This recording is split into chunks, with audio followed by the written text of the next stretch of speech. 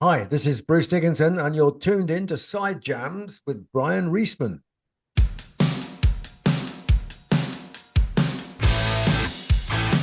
Greetings, everyone. This is Brian Reisman, host of Side Jams, a show where we talk to musicians about their outside passions and their hobbies. And today we have something I've been wanting to do for a while, a comic book roundtable. A bunch of cool guests here. We have the frontman for Black Veil Brides, who's written the graphic novel Goes to Ohio, and you co-wrote Phantom Tomorrow, both based on solo and group works. And in secret, I think he's building his own Bat Cave. Andy Biersack. Hello. We have the team that proves that married couples are happier when they're making comics together. They've worked on Amory Wars, Key of Z, Translucid, Kill Audio. She's a published poet, and he is also the frontman for Coheed and Cambria, Claudio Sanchez and Chondra Echert. Hello. And last but not least, he reimagined Spider-Man, is the creator of Spawn and co-creator of Venom, the co-founder of Image Comics, the man who brought us McFarlane toys, gave us some great Beatles Yellow Submarine figures. Those are my favorites. The Todd father, Todd McFarlane. There's always been this connection between comics and rock and roll, but I feel like it wasn't until the 21st century that became a lot more apparent to people. I don't know if any of you noticed. I remember back in the 80s, Anthrax had the little Judge Dredd crossover, and the 70s, everyone remembers the Alice Cooper Marvel comic stuff. In the 90s, like Megadeth and some other bands did comics, and it was that sort of, I guess, unauthorized rock and roll comics line. But why do you think now in the 21st century this has become such a big deal? Is it just cooler to say that you're a comic book geek? How do you not mention Kiss, by the way, in that? Yes, How do you Right. not? thank you. Yeah. See, I knew it was going The to Kiss Marvel comics with the blood and the ink, man, in the 70s. That's but a good point. But why is it now that it seems to be that there's such crossover, and not even just musicians with comics, but musicians creating comics? I'll jump in first, and then you guys can go. I would hazard that it's not just new and it's not just happening. It's just become more public. I've experienced. I'm the old man here. The musicians, artists, creators. I mean, it's just art. The big pool of art. That's a big definition. And when you become sort of a geek, and we're all geeks here, you don't just stop at the one thing that you do. You like art in many different facets. You might not be proficient at it yourself and or uh, do it professionally, but you do have an interest in lots of different types of art, and then you make a living over there. We just happen to live in a world now where we can expose it in a way more public way than we did in the 70s, 80s, and 90s. There are definitely a lot more too. It feels more comfortable. And there's a lot of comics, like there's that series Murder Falcon that was like inspired by different album covers. I think one of them was Painkiller by Judas Priest. Like they would do an homage. I think another one was Seventh was Somewhere in Time. I think Iron Maiden, that might have been another homage. What do the rest of you think? the things that you're referencing. A lot of them are the visual language of rock, especially in the older days, was very bombastic in that way. And I think that, for me, it's sort of funny. I was thinking before we got on here, Todd, we met briefly years ago. You were cool enough to invite my band to your facilities down there. And I told you then, a great amount of my life has been making things based on things that you had created and costumes and wanting to look like those characters. And so for me, on the more theatrical side of rock, or a band that had very specific imagery, it goes part and parcel with those heroes that I had as a kid. So that's the obvious thing. But I think on a dramatic level, like you talk about bands like Iron Maiden or Dio, or these things where the actual lyrical content is very heavily fantasy oriented and lends itself to these large scale stories. So I think it really depends on where you fall. I was a more of a punk rock kid, and so I looked at bands like the Misfits and I saw like, oh, I want to be a character like that. I want to look like Jerry Only and dress up in these costumes and that kind of a thing. But it was also Spawn or Batman or The Crow or all these other things that were really influential. So for me, that was my introduction into it. I think, to speak to your point, the proliferation of comics and rock, I think a lot of it started out of a point of necessity. It's hard to sell records. People want things to sell records. So these comic book companies started popping up as a means of essentially having additional product. And I think that, and not to be rude, but a lot of times that means really bad, ill thought out comics where the storyline is not particularly important. You're selling the name of the band as a pre order item. On the other hand, like Todd said, there is inherently something built within the storytelling of rock music and the imagery of rock music that goes on and on. So I think those are bisected. They're different things in my view. Well, there was also a moment, and again, I'll age myself because I was there when MTV came, and everybody had to then go, "Oh, I've got my song, and I've got to visualize my song," right? So it sort of forced musicians to think about visually what they were basically trying to tell people verbally. And so again, I think we trained a whole new generation of people to go, yeah, there has to be some sort of spiritual, some imaginative thing going on in our head while we're basically saying these words out loud to get the crowd going. So you guys have been thinking about it a long time, right? So which is kind of cool. It's been fun. Claudio and Chondra, was that ingrained in your brain also? I Some early mean, MTV stuff? early MTV stuff ingrained in my head. I mean, yeah, absolutely. I mean, when I think of like when I saw Beat It on Michael Jackson's Beat It on MTV, it like took me someplace. Those are those moments where I'm like, oh, wow, it's like I can sort of see myself. I mean, I was a child, but I could see myself wanting to be in that character. Like for me, like answering your question, I mean, for me, comics were always, and music were always an escape from my reality. And I think that's one of the reasons why, when I created Coheed and Cambria in '98, why I decided to partner the idea of the concept with the records is because I didn't want the world to know my story.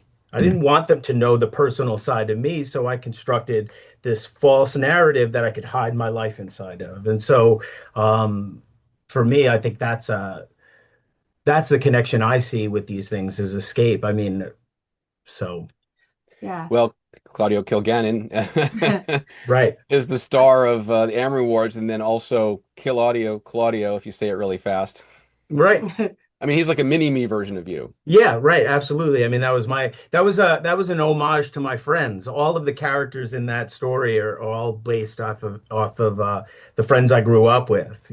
Chicken Coke Daddy, DJ Bedroom. They're all like personifications of like my friends I grew up with, and we just going through like some wild thing. I mean, at that time, I think it was like when I was writing that story, it was about the amalgams that music is now constructing, right? Like everything is like multi-genre and multifaceted, and the world inside Kill Audio was questioning that creativity. But ultimately, the character of Kill Audio was supposed to shut that down. He didn't realize that that was his purpose. And when he sort of sees all of this, he realizes how beautiful that is, all this crossbreeding and so it was just kind of my like personal take on what I was seeing with all of the genres kind of melding into one and embracing that. I think like it's funny because my background is more in like psychology, neuroscience. I find that all very fascinating. And I think the overlap between neurodiversity and creative industries is, pretty big.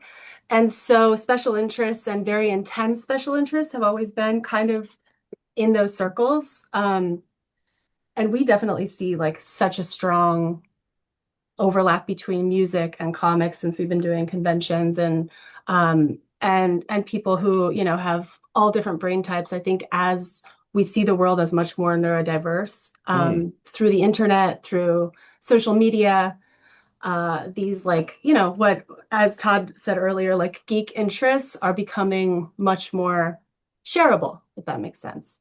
Yeah. I was thinking, Andy, also the Ghost of Ohio looks a bit like you. Well, that's, specifically, I think there's a distinct difference between trying to write something that is you and then trying to separate yourself and write an outside story. And I have always struggled with not making, like everything that I've ever done ostensibly is some version of myself. And I would very much like to be the type of person who could write a narrative that has nothing to do with my worldview. But it ends up just being some iteration of me in some way. Even if in the example of the Phantom Tomorrow, like I'm not, a bandaged up bird monster character, but I physically created the character. I made the costume. I had, a fucking 6 foot guy in the corner of my room that I envisioned, and like I felt like it was me in the costume. So I think a lot of it does come down to, and that is because, again, to speak to the special interest, when I'm buying these action figures, I don't go, oh, I wish I was an action figure, but I'm buying things that look like a thing that I love, right? The aesthetic and the idea is a thing that I want to, and we laughed about. I walk into a room, I see my stuff, I love my stuff, right? And the same thing goes for being on stage or whatever it is. It's an opportunity. And I've been fortunate in my life to get to act and do other things and to be these characters, but all versions of that are always kind of based in that being a little kid drawing pictures, making stuff, wanting to be that character in some way. Todd, is there any character you've created or drawn, written that you most identify with? Yeah, I mean, yes. I mean, I started Spawn as just what if I had powers, right? So the easiest thing, stick to what you know. So there's a lot of my sort of rebel attitude in there. But to sort of digress a little bit, it's not an accident that the majority of the music videos I've directed have included animation because animation looks like kind of comic booky, right?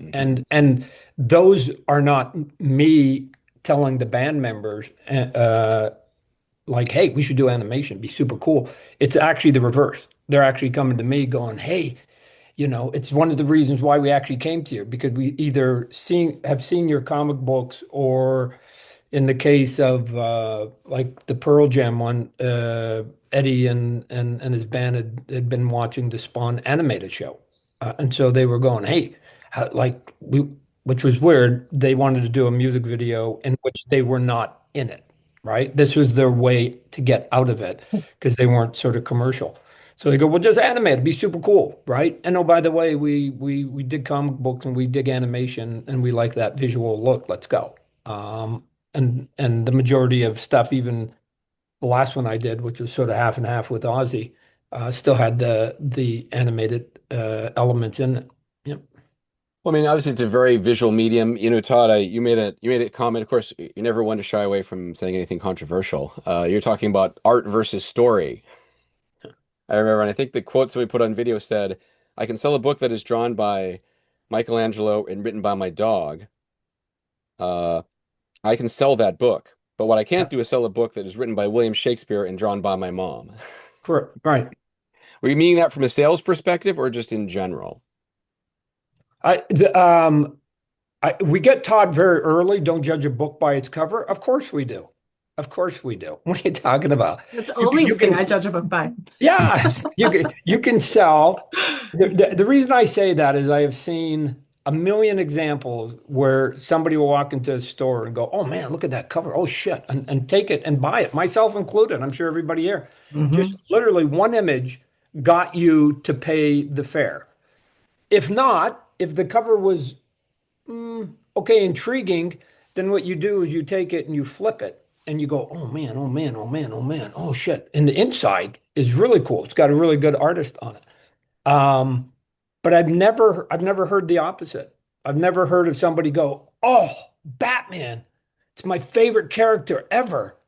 It's got my favorite artist on the cover too, and it's a wicked pose.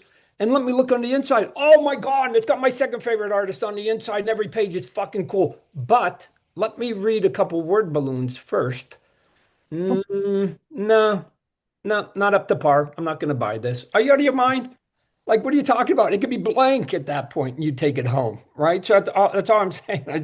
I've always said that at least in our industry, art is 51%, and then the writing is 49. That's the perfect comic book, but it's still your first reaction is still the visual of it, and then hopefully you've got a great story that goes behind it.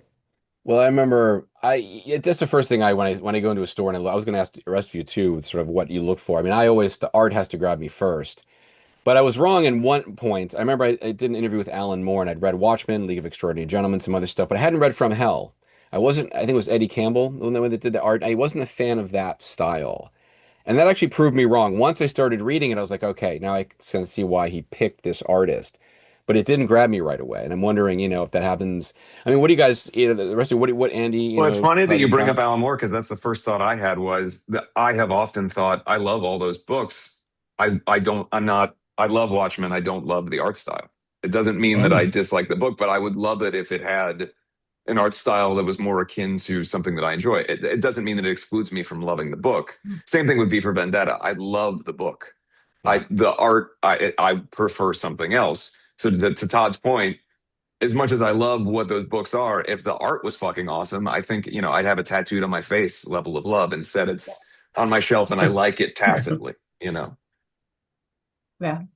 Yeah. I like the single package, like a Jeff Lemire, where it's like I know exactly what I'm getting. It's the perfect marriage every time because it's him.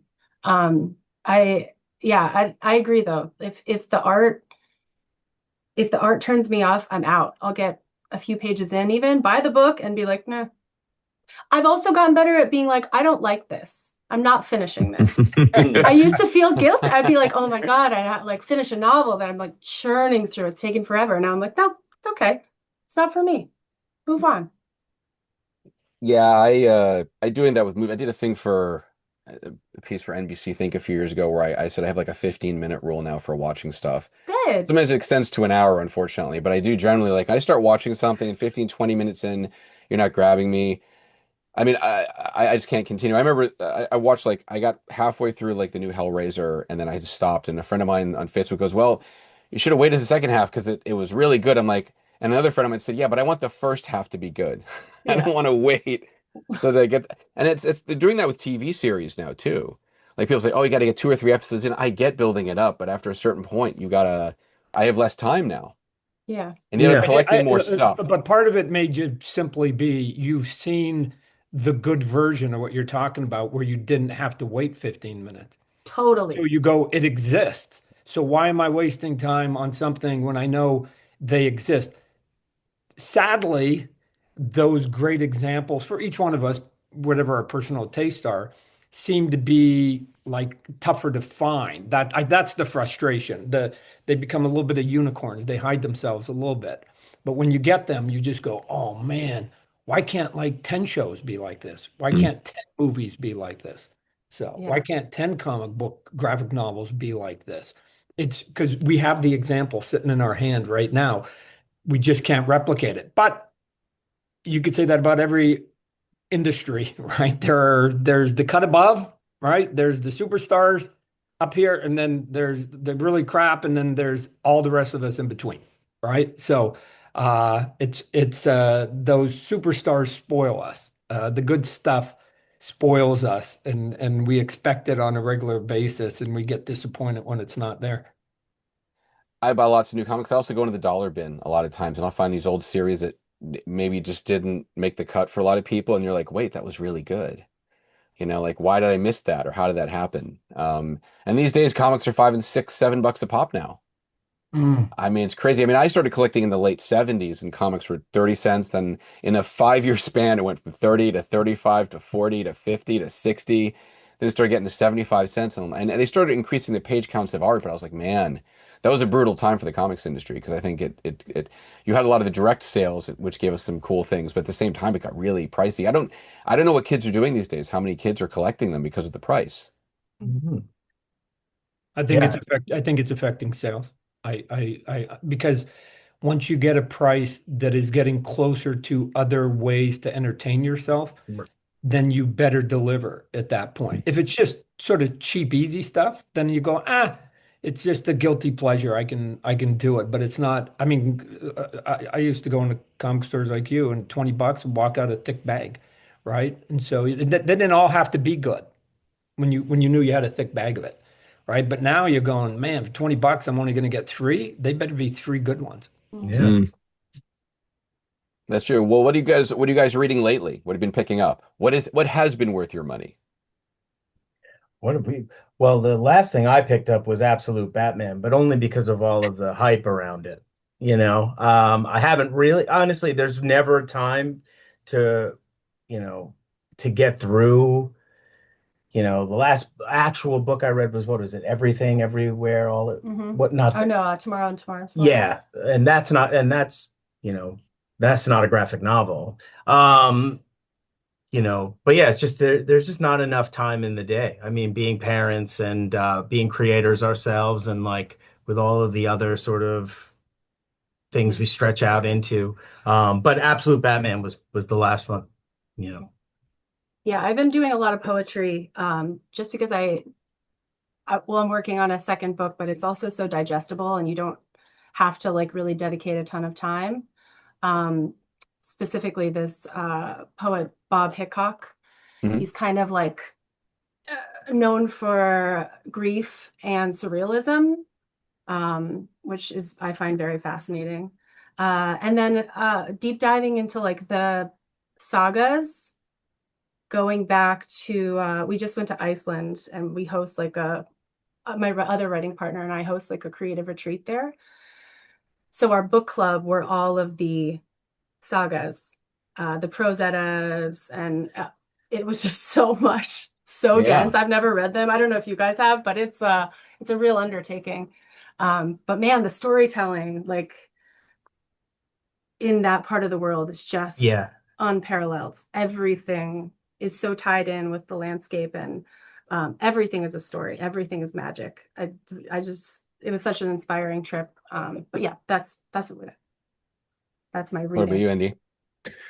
Yeah, it's kind of all over the place. So we just finished another record, and the concept of which is sort of centered around revenge. So I wrote a bunch of novellas during the course of making the record about these different revenge stories, centered around different characters. Kind of started with Sweeney Todd and then kind of went on from there. So that, and then trying to fill in blind spots. I had a blind spot for the Batman White Knight series. I'd never read it. And so got caught up on that during various flights over the last couple months. And then it's not a comic, but I love theology, and I've been trying to finish this fucking book called Dominion for like a year and a half. That is very dense. It's a history book, and it is. I can't. I would love to be the version of myself that finishes that book is a version of me that doesn't buy as many action figures or spend my time, writing songs about Sweeney Todd. Do you ever do audiobooks? I'm sorry. Is that like an I option do. for I you? actually, when I'm done here, I'm going to the studio to do the audiobook for my Sweeney Todd book. Oh, cool. But yeah, I listen to audiobooks on planes. Speaking of, I'm trying to, I don't know why, but I was like, I'm going to try Game of Thrones on audiobook.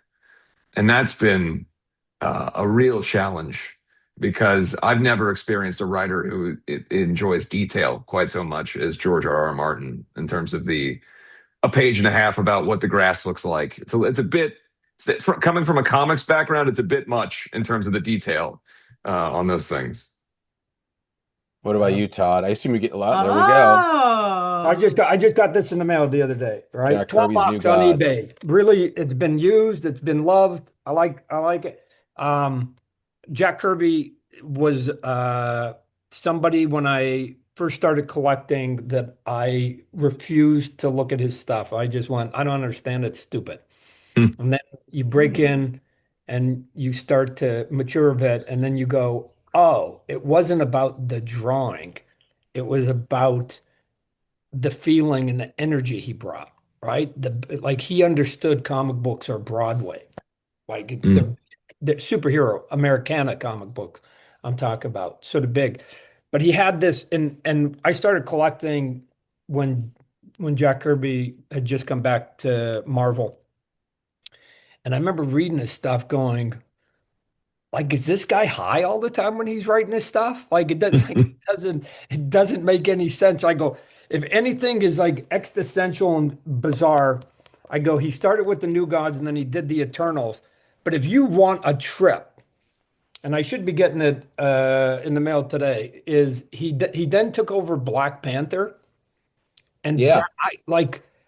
I swear he was on Quaaludes when he was writing it. Like, because it's so far off the path of what you think it was there that it reminds me of Dr. Seuss. And Dr. Seuss had one of his books, the alphabet one. And you go through it. I don't know if you remember this book when you're a kid, and then you get to it. But I remember the last page, which was Z, which was Zizzer Zazzer Zuzz. Now, I don't know what the hell it meant. I don't even know if he knew what the hell it meant, but it just sounded cool, right? And so when I read Kirby's stuff, I go, I got to just see if it's as bizarre as I remember when I was 16 collecting it. And I've been reading a few pages here and there, and the answer is yeah, yeah, it's crazy. It's crazy cool. It's so funky that it's fun. So and it's Jack Kirby. So I actually rediscovered. I bought this series back in the 80s when I was in film school, Video Jack. well, Um, you give and him. it's about these two teenage boys, Jack and his friend who's kind of a delinquent, and his friend has an uncle who has this giant wall of TVs and he has a big satellite dish and he can get all these different channels. And uncle's always telling him, "Don't go in this room." And on a specific night, through black magic, he's gonna put a videotape in, and that videotape is going to be transmitted all over the town and turn the town into that movie. And the movie he's picked is It's a Wonderful Life. However, on his way home that night, he gets murdered by a serial killer. So at midnight, when the kids are not supposed to be in this room, they have all the different channels on at once. So when this thing goes off, the entire town is turned into this amalgamation of all these different shows and movies at once. And so whoever controls the remote controls the reality that they're in. It's interesting. I actually make either a really interesting movie or a really interesting animated series. Um, I don't know. There's a lot of cool stuff, but I don't know. It's hard to get a lot of stuff made anyway. I know Todd, you're still working on another Spawn movie. Well, adult animation has caught Hollywood off guard right now. Right? I mean, again, Hmm. there's like three number ones last year, and Hollywood didn't see any of that coming to the point that one of the studios gave away the K-pop one, right? And said, I don't think this is going to work. So, Yeah. and now they're all, as you can imagine, because this city is so predictable. Now they all want 15 versions of all of that, right? So, Yeah. which is good because again, I know that when years ago, going back to when we did Spawn on HBO, it was like, why can't you do animation for people over 15 or 10 even? Like, and the answer is you can, right? They just nobody sort of really wanted to do it, and now it's a thing, especially with the anime sort of sweeping the world. And Netflix was doing a lot of more adult-oriented animated series. I sometimes think their quality control is a little off. They kind of pumped out so much stuff. I wasn't sure who's actually overseeing any of it. Mm. But I've always thought that too. And I look at comic books now. I mean, the superhero paradigm is still really big. I think that whole Marvel Cinematic Universe kind of got a little burnt out. Like I've started to get a little behind on some of it now. I mean, after you do a 20 movie cycle, I'm not sure what else you can't top that. And Can I make a comment about that? sure. My take, the MCU is like they already had the data. It was comic book collectors. They thought, here's what happens in comic book stores. You put out 100 comic books, we've all done it. And then we go, oh, of those 100 comic books, I'm going to collect 20. And of those 20, I'm going to rank them personally. And I'm going to have my favorites. Hulk, Spider-Man, Captain America. And then the stuff that was down low, like a little bit down low, we were like, okay. And then there's stuff that we just didn't want. They thought that every one of these comic books called movies was going to sell exactly the same. Why? It doesn't, not, that doesn't happen in any category, even Campbell's soup, right? Like people pick their favorites. And so they're going, like to me, I don't know, if I was talking to Disney, I go, you want to make money? Do more fucking Iron Man and Avengers. Done. Yeah. In the comic books world, people will buy more of that. But you start going to your B and C characters, and I think what hurt them was that Guardians of the Galaxy, which was I would rank as a C plus comic book at the time. But they're fun movies though.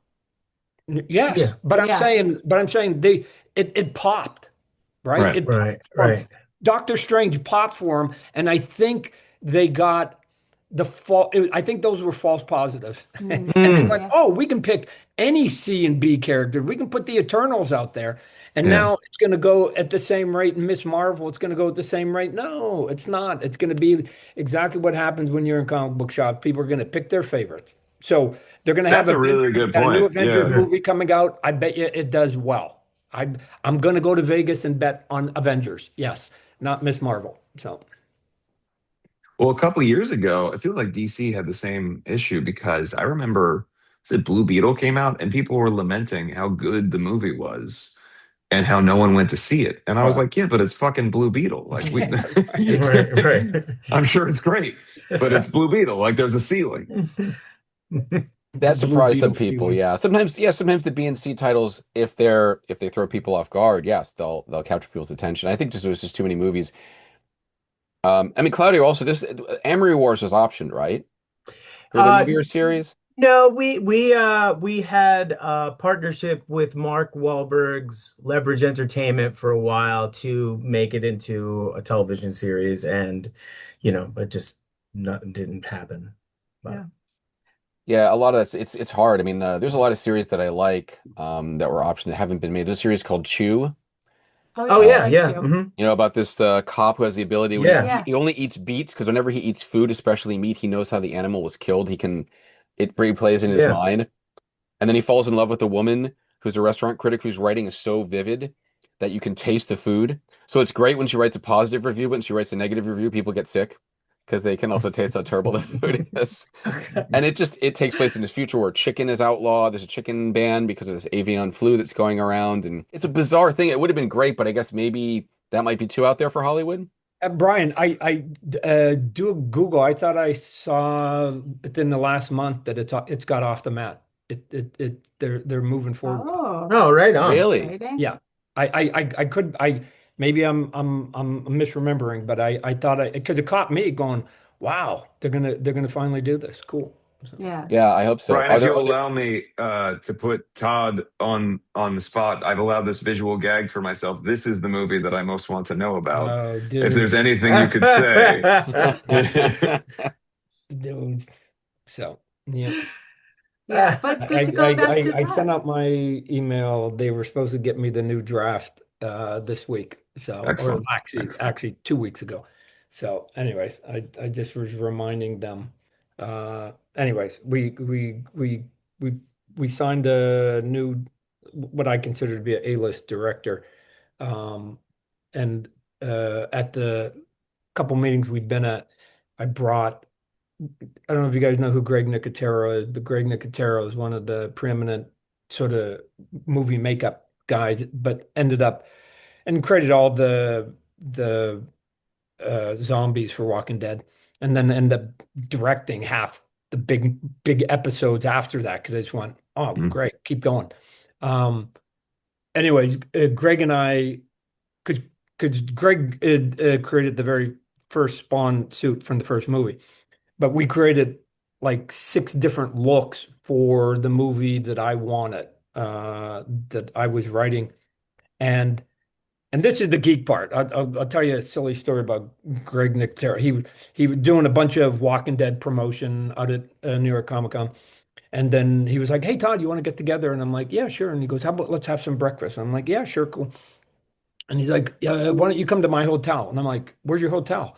And I'm like, "Why don't you just come to mine? Like, I'm way closer to the convention. You're like way off the beaten path." He's like, "No, no, no, no, no, no, no. We got a really good restaurant." So again, I was like, "Yeah, fine. Okay, I'll go to yours." And then we ate breakfast and he goes, "I got to go upstairs. You want to come?" "No, I'll just wait in the lobby." You sure you don't want to come? Actually, you should come." "Okay, Greg, I'll come up to your room." Right? And I went into his room and I kid you not, he had turned all the lights off and he had all the designs we had made for the movie. He had turned them into 3D and his guys had painted them and he had put them on Mm. pedestals and he brought his own Hollywood lighting and he was uplighting it. So there was like mood lighting on each one of these and he opened it up. And this is where, again, I think why people are successful that are creative because these are these moments where you see their inner child, right? Because he had that smile on his face, like, "Isn't this fucking cool, Todd?" He didn't say it. He just opened the door, and it's like, "Look what I did," right? All that stuff we've been doing in 2D, I just turned it to 3D, and he had a big smile on his face. And you just go, "That's it." I've been around people like him that it's the reason why I believe that they're just successful. Steven Spielberg, James Cameron, I've had some time with it. And when you get them alone, at least in my experience, when I've been alone with them, one on one, Yeah. they are 10-year-old boys. Right. I think that is their secret sauce. They haven't given that piece up. They haven't completely learned about death and taxes. It's cool, right? There's an immaturity that's still there that has served many, many, many, many of us quite well. Drives probably our significant others crazy, but it's the it's the thing that just keeps it going, right? So, but anyways, some cool stuff. Well, I'll let you know. I'll let you know after I read the script whether it's a head rub or whether it's, Yeah. oh man, that's better than I thought. So Excellent. You got to be in touch with your inner child. You know, my maternal grandfather made it to 94, and I'd say, "Abuelo, how old are you?" And he'd go, 26. You know, and I was like, always. And I feel like that. So now, for each of you, what is the comic book that changed your life? You want me? Go ahead. I think, well, there's a lot, there's a few, because there's different stages of my life where comics sort of take, I think the biggest one, so I'm just gonna go with this one. So in 99, I used to go to school in Manhattan for audio engineering, and at the time I was sort of out of comics. Like and the band was just sort of beginning. I was going to school for audio engineering, and I stopped into a comic shop, and I had become the singer in the band. And I was sort of juggling with this idea of like being the songwriter, writing the lyrics, putting myself into the music. And I went into a comic shop on 8th Street, where it was right around Electric Ladyland. We would walk by Electric Ladyland every day.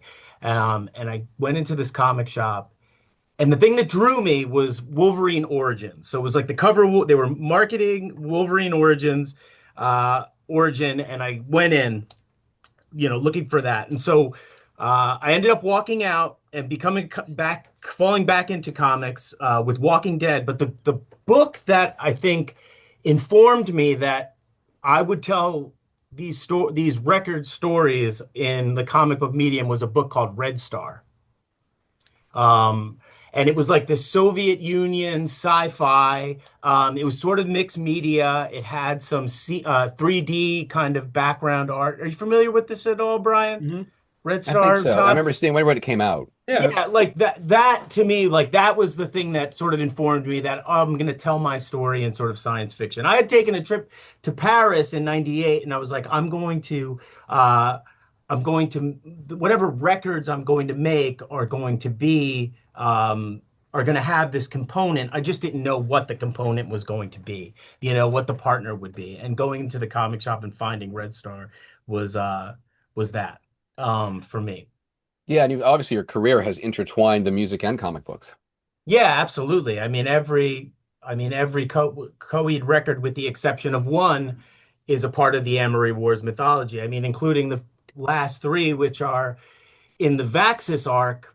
But as we get deeper into that arc, we find out how that is connected to the Amory Wars. So, you know, but yeah, that would be that. I think as a kid, however, I think the one that drew me was I believe it was issue 4 of Death in the Family, the cover or maybe it was issue 3, where Robin's on the cover and there's blood splattered all across.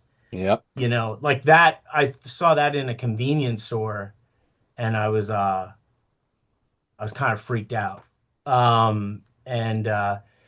And then the other side, I mean, it's really hard for me sometimes when I'm in Todd's presence. I've met Todd twice before, and it's really hard for me to like fanboy. But the other is probably Spider-Man Torment, because when you see that first cover, you're just like seeing Spider-Man in that way, and then you branching off with Image. That sort of the idea of the Image Comics thing. It's really funny because as a kid, I always thought like, you're in a band, you sign to a major label. And, as I got older, I started to make my way into Manhattan, and I would go and I'd find these cool record shops, and I'd discovered indie music and punk rock. And I was like, oh, that's kind of like Image, like these smaller labels is kind of like Image. And I always sort of like put that two and two together. So yeah. Yeah. Cool. Chondra, what about you? So for me, when I was a kid, I used to always read the Archie comics, like at the grocery store, would be begging my mom to like buy them at the checkout. Um, and then somewhere along the way, I was like a teenage girl and decided that like comics were not for me. And but I was always like a very avid reader. And then years later, Claudio and I were together. He was, he was always working in comics. At the time, I was like just out of college, copywriting, and I would go to the comic shop with him all the time. And I picked up two. There's two actually. Why the Last Man, and Day Tripper. And that just like both of those books, the experience of something that just felt so not realistic, that's the wrong word, but something that was I could see visually as a novel, right? As a show, as a film. I just thought they were so beautiful and well written. I still read Day Tripper like once a year. Yeah, it just changed my whole outlook on what the medium was as an adult. So I don't think that I don't think I'd be doing this if it weren't for those books.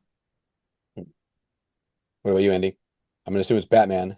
Well, yeah, I mean, kind of two. One is, as a little kid, in a lot of ways, I would say that I learned to read. Um, I always say that I learned to speak by watching Gene Simmons and Paul Stanley interviews as a little kid on VHS. That was my like frame of reference for how to carry myself.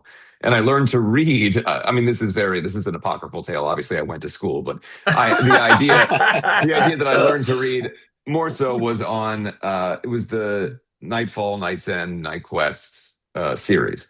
So because I was so little and I didn't really know the difference between the Batmans. You got to understand, I'm a 90s kid, so everything was Batman at the time. So the movies are out and the Schumacher movies are in the theaters, and it was just with Batman the Animated Series is on TV. And then at the same time, there's this other weird mercenary Batman that wears this very 90s costume that I just became obsessed with. Uh, I have him on my arm here. I might be the only person with the Jean Paul Valley Batman tattoo on my arm.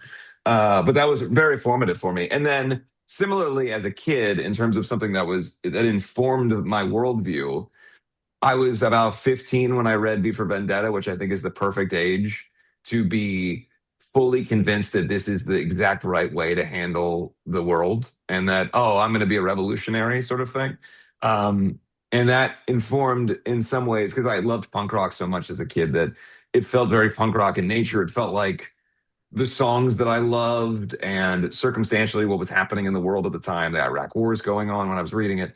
It was just something that felt very like, I don't know, it galvanized me as this little punk rock kid. So those are two that were very, very important to me. And Todd, I'm gonna assume it's not Jack Kirby. No, I rejected him at that time. No, I started collecting late, about 16. So John Byrne and the Uncanny X-Men was just starting to become a thing. And so for, again, superhero Americana comic books, I was like, wow, the detail, the amount of information you could get in there. Chris Claremont was writing, putting a lot of characters. It just seemed like a lot. I was getting a lot for my 30 cents. I was there too, for that one. Um, later on, things like Dark Knight and Watchmen came along and showed. I mean, Frank Miller is the consummate storyteller, so he's a unicorn. So we got to put him off to the side. Alan Moore sort of told us that you could take this fantasy trope and treat it serious. Like, what if these were real people? What if this sort of happened? He didn't do it all the time, but he added that element instead of just playing along with the same rules that were there, right? Which is always the reason why you bring outsiders into a club because they don't know what they don't know. And they start doing things that you just go, oh man, why weren't we doing that for the last 15, 20 years? So I think that sort of British invasion that came along changed a lot of what was happening in comic books for the better. at that time, and I think we're still the byproduct of all of it. Yeah, I think one of the first, if not the first comic I got was the Treasury edition of 2001 that was done by Jack Kirby. And I hadn't seen the film. I was probably like 8 years old, and it like just fascinated me so much that I went to see the film. But it's odd when you have his description of what's going on versus the film, which doesn't have a lot of dialogue. But I remember the John Byrne run in Fantastic Four, Chris Claremont writing X-Men. I love the Pacific Comic stuff, Twisted Tales. And that was when I first began to become aware of the pre-code horror thing that was coming back because of Creepshow and all of those things. So um, we have this superhero paradigm that's still very popular. It seems like still the most popular comics are superhero comics, although there's, I guess maybe in the trade paperback and graphic novel world, there are other titles that are doing well. Do you think we're ever gonna get away from that in the comics world? Because I feel like there are so many cool horror and sci-fi titles that are coming out now. Obviously, manga is having this resurgence again. Do you think we're ever going to veer away from all the superhero stuff? No, any more than we're going to get away from romantic comedies and dramas and action movies. Like there's going to be a form of it forever. And some people are going to figure out how to do it well, and others are going to do bad versions of it, and we're going to keep having the debate of it. And I mean, Hollywood does it. You can't make a Western movie. Of course you can. It's just that you got burnt on a lot of bad ones. So somebody's going to come along and make a great one, and then they're going to go, "Oh man, we can do westerns again." So the uniqueness of comic books is that the lane it has than of any other genre. It's words and pictures, right? So movies move, and you've got sound and you've got audio, and novels are just words, right? So that combo is sort of unique. It'd be around. The delivery mechanism and where we buy it might change, but the hero story isn't going to go, and there's way too much invested in it, because what's going to happen is somebody's just going to figure out how to take a D character that is quote unquote a superhero and make it stunning. And then we're going to have another Frank Miller moment taking over Daredevil of going, oh man, I didn't know that character could be that cool. And so there's too much talent out there that are still going to be playing in the superhero. It doesn't mean all the other things aren't going to coexist, which is actually the great thing about it. It's not just superheroes when you go into a comic shop. To me, comic shops are like Blockbuster stores, right? Everybody should be able to go in regardless of your age and walk out with a movie, right? There's so many versions of it. The format's the same, but the content's different. In modern day comic shops, there's no reason why a 5-year-old, a 40-year-old, and a 65-year-old, 75-year-old grandma can't walk out with something if you're in the right store, right? It's all there. You just have to look for it. So, but I don't think superheroes are going away anytime soon. I also think that there's an element of brand loyalty, I think, at this point. And that's not just in the sort of capital B brand sense, but in the familial sense. Like for me, a lot of my association with Batman was that my dad grew up in the 60s and watched the TV show, and hey, you might like this thing. And, it's similarly, I'm a big sports person, right? I grew up playing sports. I'm a big, follower of teams. Those teams that I follow are based upon the life that we grew up going to the games, the family cheers for them. It's an element of who you are. I think a lot of times in today's culture, these mega characters are passed down to the younger generations just culturally. You know that Wolverine's fucking awesome. At some point in your life, it's just going to happen. You're going to be made aware that Wolverine is awesome. In the same way that Superman, Batman, all these characters, it's very hard to question their relevancy because they are so ubiquitous and they are so inherently built into the culture. When my brother-in-law had a son, I go, oh, cool, I have somebody to buy action figures for. You know what I mean? Like there is that thing. And I think for me, it's very hard to think that we would ever get away from that dynamic. But to Todd's point, there's so many options. I have horror comics in here, but I still, admittedly, when I go into a shop, if I'm on tour, I'm walking towards the brands that I love, the stuff I know. I want to see what's happening with the characters that I love. In the same way that I might I'm not a, I don't have like an NBA team that I love, but I might watch the NBA, but I don't have the same passion for it that I do for a team that I grew up loving or whatever it is. I'm a Cincinnati Bengals guy. That was a big thing for me. Cincinnati Reds, big thing for me. Those are the things that I love the most. Similarly, there's characters, whether I love it or not, like Batman is on my arm and in my neck and my fucking whole body. Like I'm going to see what's happening with Batman. Hope you don't ever fall out of love with Batman because it's like you've got all this ink. It's predetermined, man. It's part of it, Cover him I with got, the Joker. yeah. Well, I have the Joker up here too. Well, Claudia Love and it. Chondra, I mean, is your son into comic books and a lot of this stuff? Not Well, it's interesting. It's a funny thing because I was thinking about he and Claudio watched the 1960s Batman. That was like their thing for a yeah. solid Well, year yeah. at least. I mean, every day, just like Yeah, we were psyched that you put out the line. yeah, We were playing with those toys, Todd. all the time. Um, oh, and it was just so fun and cool to see him like get excited about those characters because we like really pushed it on him from the day he was born. Yeah. But now, well, To Andy's he's in point. sixth grade. I was thinking about the similarities with music too. It's like the things our parents listened to that then we carry through and we give to our kids or whatever. Right. Yeah, I agree that like Batman and Spider-Man, they're bigger than generations, I guess. Anyway, but he's veered off of traditional, what you would consider like traditional superheroes, but he loves like Captain Underpants, like the Cat Kid, those kind of like adjacent comics. Like hysteric. Yeah. Like they're very erratic comics. Yeah. It's like kind of wild. It's kind of Mhm. interesting how they How old's your son? He's 11. Okay.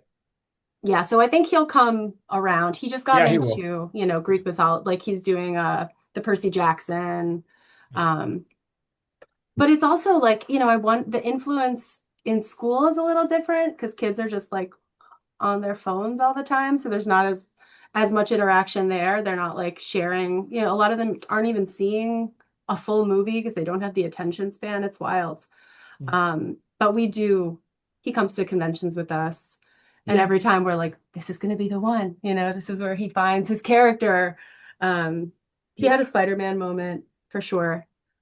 But yeah, I also think like we need heroes now more than ever. And like culturally, when we first started collecting like slabbed books back in the day, the thing that was interesting to me was sort of the stories of why this book is valuable. It's like it was the summer and kids were going off to, to their summer camps and the ink got smudged on most of them because they were reading them in the cars with their sweaty little pool hands. And I think right now, the state of the world, we're going to see some really interesting heroes and books come out of this. Yeah, I know when I was a kid, I think my parents probably saw my interest in heavy metal and horror movies and comic books as a phase. Yeah. They didn't say that, but a lot of parents probably think that, and all these decades later, no, not a phase. No. Geekdom is lifelong, and people don't want to believe it, but it's like being a sports fan. So Andy, like nobody goes, hey, I like the New York Yankees, and then after 55 years goes, I'm tired of them.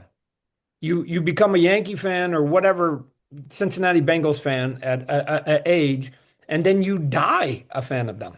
It's Unfortunately, there is no end. There is no end to I've gotten 60 years of it. I'm out. And geekdom, I think, is the same way, right? We might shift our geekiness into different places, but it's never going away. We're never going to quote unquote mature and act like full grown adults and go, no, I'm not doing. I like, which is cool because that means there's a generation coming that is going to be 70, 80 that you're going to be able to talk about like video games and comic books about and punk rock music and it's all going to still, and I think their eyes are actually going to lighten up when they start talking about it.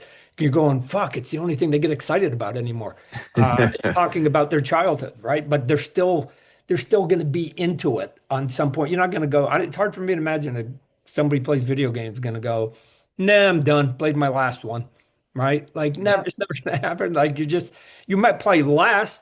You might not, and when the things you're reading and playing and watching and listening to and music might all alter, but you don't stop. You don't go, I like music, I don't like it anymore. It doesn't happen. And so, God bless geeks, right? We're here forever. So, That's like I say, there's a difference between being childlike and childish. yeah. Right. You can be in I touch think with we your inner hold on child. to this stuff as totems of our personalities too. I think, Yep.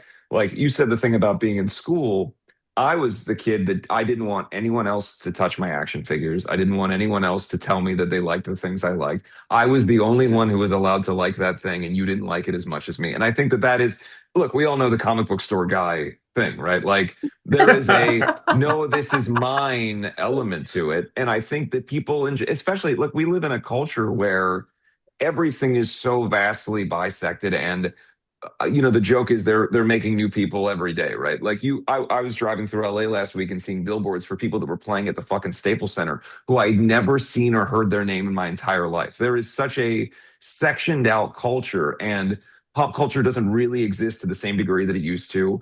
We don't share any kind of ubiquity when it comes to things that we all know, but these characters are representations of ourselves. And I'm the guy who buys all the whatever the hell, or I like this other thing. Like I think that those are emblematic of our personalities, the same way that sports is, or the same way that these are ways that we signal who we are to other people, and they represent us so deeply and intrinsically that I think it's such a part of who we are that I don't think that'll ever stop. And I think that that is one thing we can hang on to in a culture that is otherwise so separated by so many algorithms and things. When I was a kid, again, I'm going to show my age. When I was a kid, we used to be taught if you went through somebody's garbage can, you could tell a lot more about their personality because of what they were consuming, because they were in the garbage can. I think that's shifted now today, that if you go by somebody's cubicle and or go into their bedroom, I think you can tell it, because to your point, Andy, we're when people buy action figure, I keep trying to explain to people because I make them. They're not taking them home, opening them up, sitting down on the ground and playing with them per se. They're buying them sort of the same reason they buy shirts with logos and hats with logos. They're just saying, I like this and it's kind of cool. And here's a piece of it, and I'm just going to do it. And again, you see it in cubicles, and they become conversation starters. Oh man, is that an action figure of Ted Lasso? Oh, you like that show? Oh, I watched that. And again, you might not have ever talked to that person ever.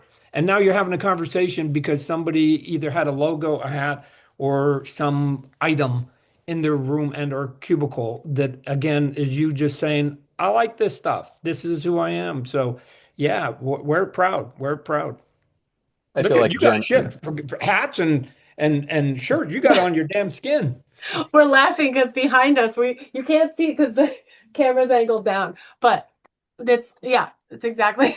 Oh, Yeah. yeah, that's right. That's right. Well, I mean, I would say that to my left is like most of like it's all gone to you, Todd. Like most of this room is full of your things that you have made. That's so special, Todd. Yeah. Like, it's what a cool thing. I mean, God, to be in a point in life where people essentially have you all around. Yeah, In their cubicles.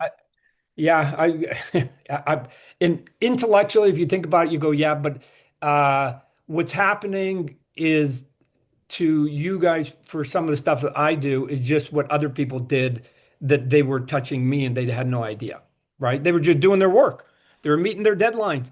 And then I was opening it up and buying their stuff going, oh man, oh, if I could only do that. Oh man, oh, what if I could get into that industry? And they had no idea because they were thousands of miles from me. I never even met them, right? At least we had a chance to talk to each other. I never met them. So you guys are doing the same thing with the art you guys are putting out. You guys even talk to your fans and they even tell you, right? It's not really why you did it, which is interesting. You just did it because it made you feel good. And you're going, and I can make a living? Cool. And now you're getting people coming up to you at the shows saying, your art did this and this and this for me, right? And you're going, thanks. I don't even know what to say when they do it because like that wasn't the intent of it. But if it added that other piece to you, good on us, right? Pay it forward. And then hopefully they'll do it and they'll become pros and they'll do it and they'll touch somebody's life and on and on and on and on. So I'm just another pebble in the road to all this stuff called art. It's cool, right? You But guys I do too. want to say the innovation is important to that because while, we make rock music and that's a big part of what we do, the the distinct and I know for me it was a big deal. Sports guy, grew up collecting starting lineups, the innovation, the change, like the when you like the I had the Cujo action figure from before you even had the licenses for the teams.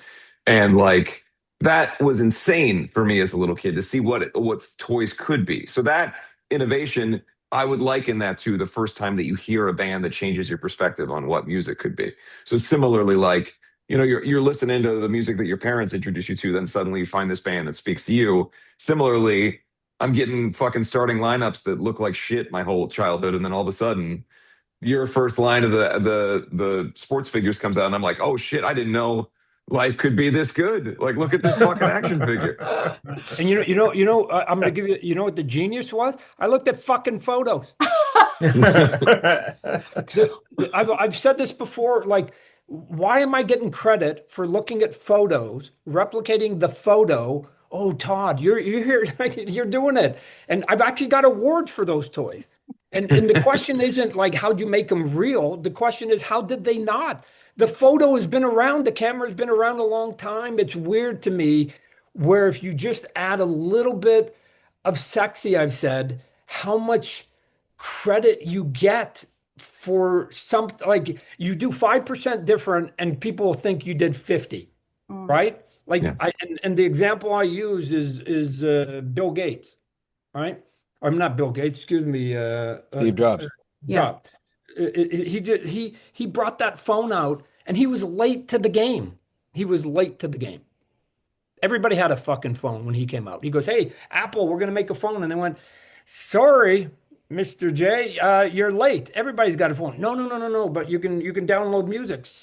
They've been doing that, and you can text. They've been doing that, and you can do this. They've been doing it, and everything he said, they've been doing it. And then he fucking added his 2%, and he went, "Yeah, but when they type 'Hi, Mom,' they have to hit the QWERTY board, and me, you touch glass." Done. Yeah. Oh, and there's a pinch zoom. That was it. That's all he fucking added. He added that like you're touching glass instead of little buttons. It was the exact same product. So again, in the toy industry, it's clay in a shape. They could have put it in that shape, Andy. I don't understand why they didn't. Right? God bless them that they Well, you didn't. did though. You did, Yeah. and that's a big deal. Yeah, That's the but it difference. was there. Clay has been around a long time. But they didn't have the give a shit that you do. And that's maybe the important thing, right? Where it's like Yeah. somebody has to come in and really Yes. you have to feel Yes. that they care.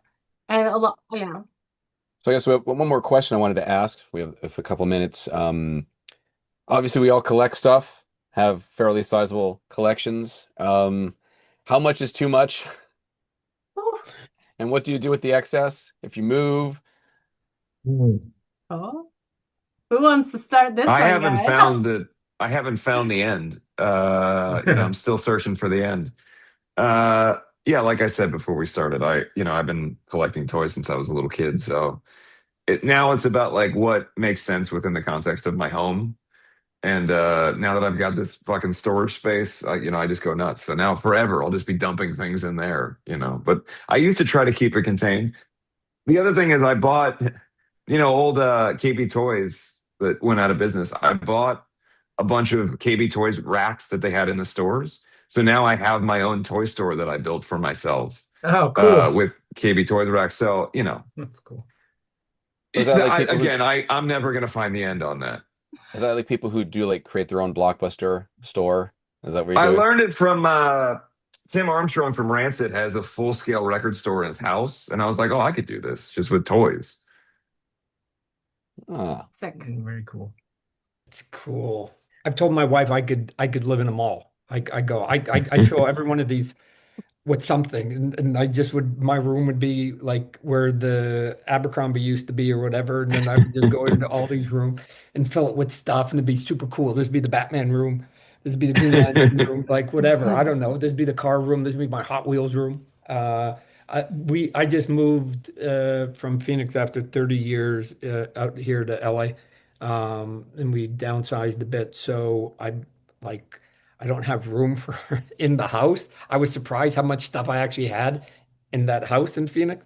So I don't have it. So now I am trying to figure out ways like how do I parse some of this out? So I got my son trying to figure out to do whatnots and things like that and sell it and raise money for charities and whatever else. Because even I've got two warehouses and everybody, all my employees that are there going, Todd, well, we don't have any more room in the warehouses. We can't even put the new comic books and the new toys in there. So something has to happen because I've hit it. If I let me say I had a collection of comic books of 25,000 at one point, and then I opened up a store with my brother-in-law and I put my entire collection in there. And not that I regret giving every one of them away, but there are some, let me just say, if you're gonna parse, go, what are those five desert island ones that I can't live without? Like keep those because I gave my desert island ones away. And I'm like, oh man, now I got to go buy it all back. So, Yeah. Todd, what if you have just thrown this idea out, and this goes for everybody, we can all be a part of this. What if you buy a mall in Arizona and we create a museum? Yes. oh man. The Mall Museum. Yeah. Yeah. Pop culture, toys, music, hard rock meets comic book Yes. museum. See, yeah, we actually had a museum for a while, but it depends. Like my wife, we've been together almost 50 years now. I adore her, but she says, Todd, I got to die before you because I'm not sorting through your shit, right? So because she goes, it's gonna go like this. I'm gonna take all of it and I'm gonna put it all like in the middle of the street and I'm gonna stack it high. Yeah. And then I'm gonna let all your geeks know it's in the middle of the street, free. Grab whatever you Yeah. want. Oh, And after damn. 3 days, whatever's still in the street, I'm taking it to the dump. I actually That's love that hilarious. idea. So Like, so now I didn't never had these thoughts before, but I go, yeah, she does have to die before me because I'm not letting her do that. So Yeah. Well, Chondra, you're not going to do that with Claudio's stuff oh and your yeah, stuff, no? yeah, absolutely. Oh, yeah. No. Oh my God. So we kind of had a similar situation because we lived upstate and we had Andy kind of not the same, but similar to what you're saying. We had all these like glass IKEA like Yeah. jammies. And we had like this, middle of nowhere New York, 4,000 square feet, no children, nothing but space to just put stuff in. Yeah. And then we moved to New York City. Yeah. I mean, we had to downsize clearly, but I sell nothing. He sells nothing. I sell nothing. Doesn't get rid of an instrument. And it's not just, here's the thing. We're not turning this into a That's marital right, you got dispute guitars on the too, podcast. right? Yeah. But it's Synthesizers. We have 3 drum sets. We have 100 But- pedals. How many guitars are in this house? Be honest. There's a lot, but lot. so I'm pretty lucky because I have so we live in Brooklyn, but the block over is a storage unit, is public storage. So I've got a storage unit like you, Andy, where there's Star Wars helmets on certain racks, but then there's like excess synthesizers, vintage stuff, vintage drum machines, all sorts of stuff. I in this house, in little pockets and crevices, you'll find that Kiss slabbed blood book, Yeah, there's cool Hulk stuff. 181, Stuff First that's- Avengers, like all sorts of like comics are in closets and toys are in places. We have a space upstate that we sort of have another area that's pocketed with synthesizers and guitars and vinyl toys and Yeah, this is why I'm rallying for that museum, Todd. yeah, there's just stuff everywhere. I mean, I was having a conversation with a a lady the other day. We were having a friend of ours was having a baby, and this woman I was talking to, she works for a robotics company. She's about in her 70s, and we were joking because she was asking me, she's like, well, is your we were talking about somebody, and she was like, is your friend my age or your age? And I'm like, well, what I do for a living, I feel like I'm 17 forever in my mind. And she said the same thing, and she turned out to be 73. Yeah. And she was super cool. We had such a cool conversation, me and this lady. But yeah, I mean, I'm inspired by things. I mean, I think as a kid, I mean, listening to music in the car with my parents and visualizing, driving through Manhattan, visualizing Spider-Man swinging through the streets, like it's just I'm always it's just I'm inspired by sound. I'm inspired by toys, by things as a child I can take into my life now, and I don't want to stop that because it's just so much fun for me. Like this room is where I write a lot of my music. I'm in here every day at 4 a.m. Like it's what I want to do, and there's some toys back here, Yeah. all sorts of things, and it's just I love creating, and I think a big part of that is that childlike mentality that I've taken into my 40s and will continue to till I'm dead. And we've tried to downsize too in places where it's like we've had smaller The apartments. only way to downsize is like when our house got turned into a grow house. Like our upstate house got turned into a grow house and got like destroyed. It's a trauma. So we had to sell. We had to just throw Yeah. stuff out because it was damaged. And when he's in a smaller space without all of his stuff, I've seen the other side of that, and it's very sad. And I feel bad for him. And he looks very pitiful. So I think we, as long as our storage unit doesn't keep going up. Andy, are you struggling with the?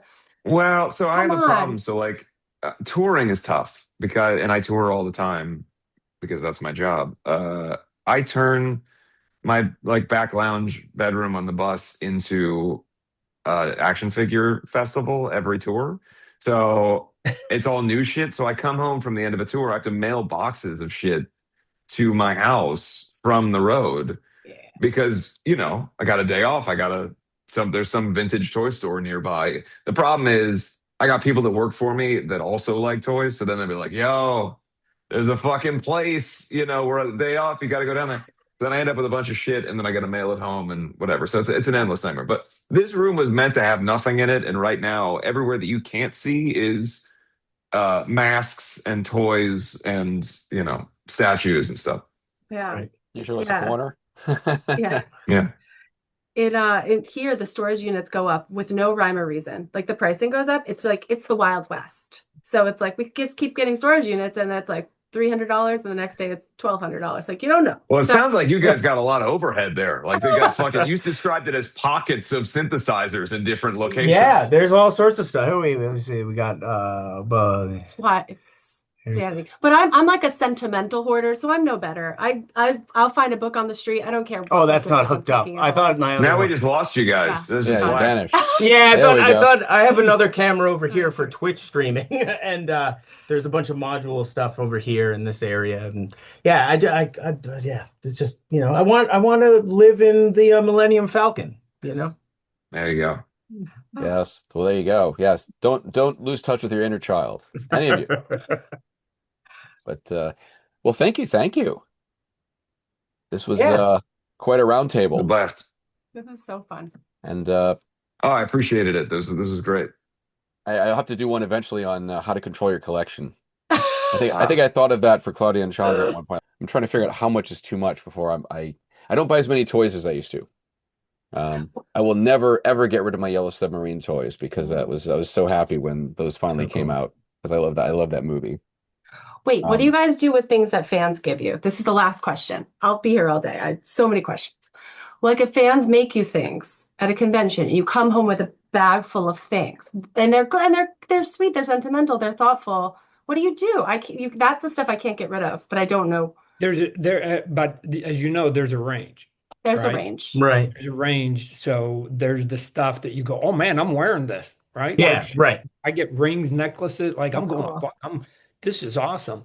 And then you get the stuff that's just people being kind, and then you get like I get a lot of artwork, and it's the sort of the Napoleon Dynamite moment where it's like, yeah, and I spent four minutes doing the shading underneath your nose.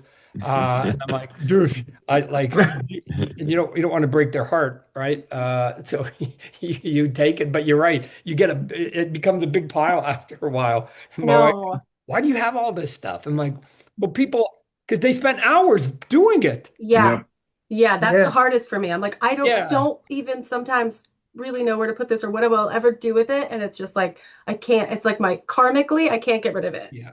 Yeah. No. There's a bit of there's a bit of a guilt. There's a bit, but some of it's super cool, right? People go, Todd, where'd you get that? I go, a fan, right? Like Yeah. I'm not proud. I'll take stuff for free. So Yeah, I mean, I would say for the band, it's different because I mean, Claudio, like when you're on tour, it's very hard to facilitate. You only have the size of the bus that you have. Like you can't. Right. There's only so much space. Yeah. So you try to consolidate as much as possible, and then we have storage spaces in LA for gear and for other stuff, and there's all that stuff. So it either comes home with us or it goes to a storage space, or somebody's going to also have to do the scientific research as to why all the creative people you have on your show here, uncoordinated, all decided to wear black. Like it's like what is it? Is it a creative thing that? And I let me also say, people go, Todd, what's your favorite color? Black, right? Like if Yeah. people stay away from that color, has a favorite color for some reason. It's a sinister one. What do you talk about? I think it's the coolest color. You can put it almost in any form. Like it's the most helpful color that there is artistically, at least for a guy like me. But I'm glad Yeah, I agree. everybody looking good. Everybody looking good. Mine's for copy reasons. I can't be trusted in any other color. It's like Oh, immediately it's distracted. I Also, I put in some skulls. You probably can't see it too well. Just Oh. search Yeah, all yeah, over. yeah. Nice. Yeah. Oh, There's a little bit in Brian. there. But I do think that speaks to, for me at least, the chosen aesthetic, like we talked about, of characters, these comic book characters, like the coolest looking ones are always the black suit, like that's always a big part of it. So Mhm. when I was a little kid, I wanted to look like those guys. And so that's, I ended up being in a leather jacket wearing adult. yeah. Right. To I look like those got in characters. trouble. I got in trouble from the editors at Marvel because they're like, you're putting too much black in Spider-Man's suit, right? Like, and I go, blue? It's okay. You've been doing that for 40 years, right? Let's add some shadow. And I just kept adding more and more. So it was like mostly black with a little bit of highlight of blue. But they were always wagging their finger going, Todd, you can't do that. It's our icon. But anyways, I go, yeah, but it looks cool, right? So Well, just yeah. like 100%. just That's like- my favorite version of the character. for sure. Absolutely. Absolutely. I had a friend at NYU who was a model for a while, and she was, living in the village and wearing a lot of black. And then she moved to DC in the early 90s.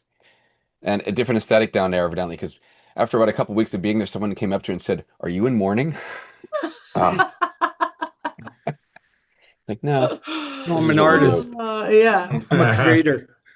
Although, But, Todd, I would give you the top notch for your backdrop today. I've been wanting to talk about your beautiful. Is this a poster bed? This is like, It's a beautiful bed. yeah. Good for you. Well, you guys can go home with a smile because of all your support, you guys helped pay for some of that. Thank you. Absolutely. I won't tease you with the new backyard that we just finished remodeling. So. God. Oh, we I just know. Yeah. Andy, could we see a small corner of your room, or is that? My thing is not Immobile. mobile. It's attached to a desk. You should just pick your Oh. whole desk up. Yeah, it's my studio desk. So I got big fucking studio speakers and shit on the other side of this. Oh, you've got No, something it's sophisticated. it's all in the corner over there and shit. I brought some toys over, but yeah, it's a little complicated. And the racks are back there. It would be basically You impossible. can send to bring us them over. photos. Yeah, there you go. I live in I could even walk over and show it to you. My office is a disaster, and people say that, right? Yeah. But I think proudly I'm sort of kind of next level. And to sort of bring it home, we had a break-in at our house years ago, Somebody Wow. came in and somebody Oh. that my daughter knew was being bullied and decided to come in and trash the house and especially her room and whatever else. Anyways, and by the time I got there, the cops were there and they had the guy taking photos of everything, and they were in my room, my office, and I came in and when my wife came in, I went, "What are you guys doing?" And they're going, "We're taking pictures. Like, look at this." Right? We've never seen anything like this. And they're snapping photos, and she goes, this isn't the room." And they're on, and eventually they went, "So this is how it looks all the time?" Yeah. Oh man, like it looked like a grenade had gone off to the point that they were like, "Holy fuck, we've never seen a ransack like this before." But I just like to sit in the middle of muck and it makes me feel good. It's you guys are all organized. I For see all you. your stuff organized. Shit. I show you my room, it's just a mess. But I know where everything is, kind of. That's the Oh best. no, I've had a chaotic apartment before, trust me. I know where things are, but you can't have anybody else come in because they'll trip over something or they'll Mm, Yeah. My employ I my mean, employees at I'm a at my drawers or a mess guy. at my home office, my employees will sometimes think they're doing me a favor and they'll clean my office. oh, Oh. And then I'm like now I don't know where anything is, right? Yeah. Because I knew that contract was like underneath that, Hellboy poster Right. that had the bowling ball on top of it, right? Like, come on, man. So, anyway, you guys, Chandra, you were gonna say something? oh no. So I'm the opposite. I'm neurotic about my space. I'm like I have a label maker. I'm a little bit psycho, but my inside of my brain looks like your office. I like a facade. I like it to look organized, and then Yeah. I have drawers that are just a nightmare. And so Yeah. I hide things. So my wife will always point out that the way that I clean primarily is to hide mess in. Then Same. you open something and everything falls out, but it's a facade. It looks fantastic in our house. my room is essentially the closet. You know how you just shove stuff in a closet and you close the door? It's just a room. So I'm allowed one room, and again, whenever we have guests, we never show them that room because it's otherwise you would never know. I've had plenty of people come to my houses over the years go, "Todd, I would have no idea that you did any of what you do because none of it's here." Like it's just a fairly normal looking house. So What are your signs? Now I need to know. I'm getting off. I'm leaving after this. That's the last thing. I just need Like astrology? yeah. What are your this is I'm Pisces. of course you are. I was literally gonna ask if you're a so is he. Yeah, I'm Pisces too. Is your I'm birthday coming Capricorn. up? Oh, you're a Cap. Yeah, I'm an Yeah. Aquarius Pisces cusp. So I get the fucked up artist traits of both signs. Interesting. Mixed together. Wow. Okay. All right. I'm learning a lot. When's your birthday? What? When's your birthday, Todd? March 16. 15? 16. That's my 16. dad's birthday. Oh, early This happy is the birthday. 12th, yeah. Yeah, mine's tomorrow. tomorrow. Oh, Happy Early- birthday. happy birthday also. birthdays all around. Happy Yeah, birthday. Happy birthday, everyone. Happy birthday to you. congrats on being born. Yeah. I don't Yeah, know. good I don't know job. what you did. The award should go to your mom. I but came out. yeah. We didn't, people always like, "Congratulations." I'm like, I didn't do anything. No. I He did tried all to the hard get work. he tried to get me to get the spider for him because he said it was his birthday. I said, "No, the spider's still here. I'll come and get it for you." Oh, I see. I hope we reunite at one of these Comic Cons somewhere. Right on. We Absolutely. Absolutely. will. Yeah. I go to New York every year. I still have never been to San Diego, amazingly. Well, we'll be there this year if anyone's around. Yep. And actually, Andy will be in Tampa in May. Right? At Yeah. the end of May, if you guys are not on the road. Yeah, I will be on the Brian, road. one last comment. I think that people don't understand about San Diego. Like the biggest convention in the U.S. is still New York Comic Con, right? I mean, in terms of tickets sold. So, Yeah. right. But San Diego is the mosh pit because it's filled and to capacity at the convention center.